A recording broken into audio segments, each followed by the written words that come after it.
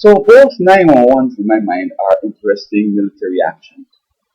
First 911 on the George Bush, and the second one on the President Obama. And I recall that a bunch of hypocrisy started to exist. I saw in the newspaper where they're saying that Condoleezza Rice is refraining from criticizing President Obama on the 911 because, of course, they had the 911.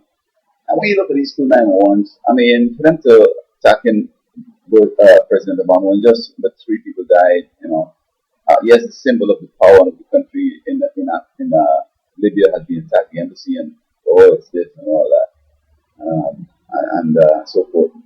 But 911, when the two towers collapsed and you see the 3,000 Americans died and went off spending almost like $6 trillion and killing a whole bunch more.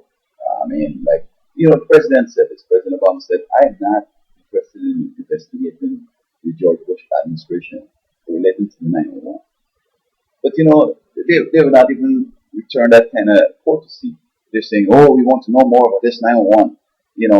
Of course, I believe the same people are behind 911, right? The enemy, and it's the same people who talk about the Spring Revolution. Now, I've been saying this all along. They're giving Russians credit for the stuff, but I've been breaking this thing before the Russians.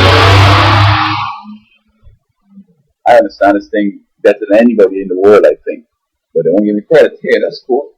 That's cool. I'm doing God's business. He's going to reward me one day. Right? And, the president was reluctant in, going into Libya to work with these rebels. NATO say, "We need you." And some other people in America saying, "Oh, we need to go in there because, this and that." And Obama said, "Well, look, I'm thinking that I shouldn't because I have people saying so. Nobody knows the future. I know some of it, right? I can figure out some of the future, but the real actual thing what will happen, I have the options. These things could happen."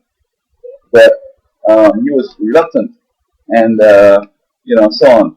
But when you look at 911, the planes were diverted to fly somewhere else.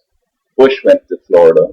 A whole bunch of stuff went on that right up, could show that here's something to check into. But no, the truth into harass. And you see, this is the enemy's design. First 911 was to get Bush fighting mad, or to get Americans fighting mad, because, and then to go into this crusade thing in the Middle East and destroy the country, and destroy the world. And what should have happened and continue to happen, Obama's not playing that game, going into the Middle East in this big way like Bush. So the enemy started the Spring Revolution. I looked at them like, people like democracy and capitalism. But I was saying, no, it's not about capitalism and democracy. It's about creating some chaos. And it's clear that the West can't control those Muslims. But they have some strong men that control them. Look, Libya, Iraq. Saddam Hussein had things controlled, sectarian violence was done, Bush got him executed, and all these problems, bro. I don't know how it's going to end, I have a view how it's going to end. Might end on the next Republican president when they might start the Libya thing, they might go back into Libya to find these culprits to go into Iran to get rid of nuclear stuff, go into Syria to get rid of Assad. And then all these things start up, and then the whole world is engulfed in some serious problems, and then Jesus returns. I like that Jesus is returning, but I don't like that part where it's going to be all this kind of chagrin. It's not about me because I know what's coming down. I tell folks what I know. Folks ignore it if they want to go for it. I'm not going to be losing no sleep. I'm not going to be losing my mind. I'm not going to be losing no drugs.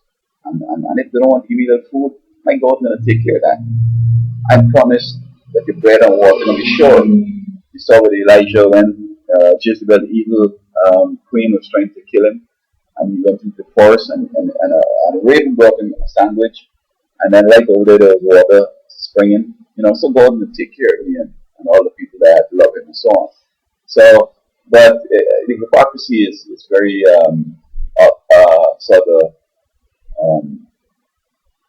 significant, and it's like crying in the sky, like, oh man, this is so clear a comparison between these two events, and they're making it appear as if like like, we could have sent in some expeditionary forces. I mean, I don't know, man. These folks don't understand what's going on. You send in some forces, and then they start attacking every embassy now.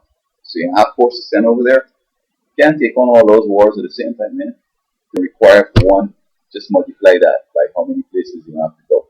So the best thing is to do is, try to get some justice. Maybe find the guys, get them tried in the international court.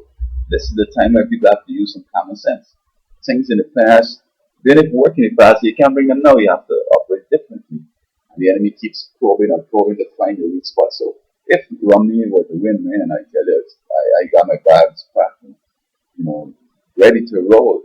In fact, I've already divested myself into all these. I have the car, I have the fridge, and I can't leave them and go into the woods. I'm ready to change and move to someplace else and start over again. I mean, like that is what I've been doing. I'm hoping to start over and to go to somewhere else and start over again, because I'm not going to get wrapped up in the stuff in life. I got big money in the bank. I have all these nice cars and all this stuff. Oh, I can't leave them alone. I'm going to die for them. I have nothing. And thanks to the FBI and all this, I have nothing. But you know what? I have Jesus. And that's all you have. We all black people, all you have is Jesus. Yeah, but that's all you need, bro. Because you see people with all that big money in the past, it's kind of shrinking, and they're losing the house and they're losing everything, and it's like, I don't have nothing. Well, I didn't have anything ever. I'm thankful for you're understanding my situation now. We're all in the same boat. You know what I mean? Like some people are trying to tell me in Puerto Rico, oh, he's a white man. What's the white got to do with me, man?